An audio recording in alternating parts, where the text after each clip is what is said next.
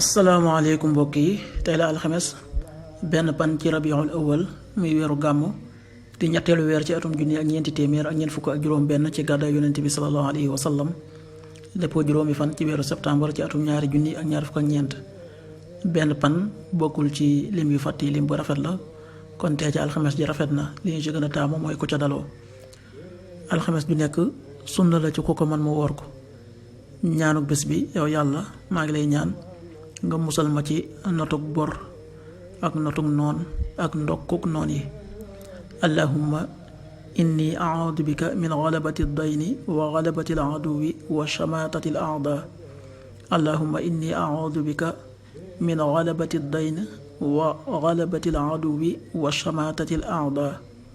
xadiisu bis bi yonent bi sallallahu alayhi wa sallam nee na jamono ngi dikk joo xam ne nit ki du faaleeti li mi am ci alal ndax ci li lew la bokk wala ci li xaraam. xadis bi Buxaari nettali na ko.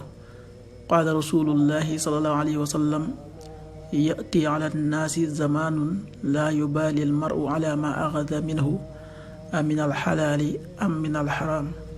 rawaahu Buxaari.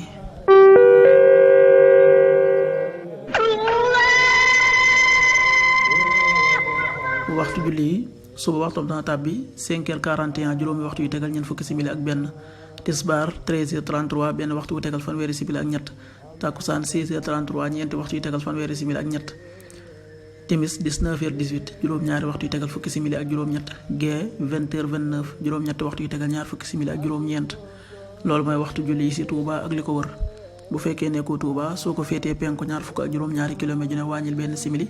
soo ko féetee sowwu ñaar fukk ak juróom-ñaari kilomètre ju ne yokkal benn simili. soo ko féetee gànnaar wala Saloum téeméeri kilomètre ju ne yokkal benn simili. jant bi dana fenk 6h56 juróom benn waxtu yu tegal juróom fukki simili ak juróom benn.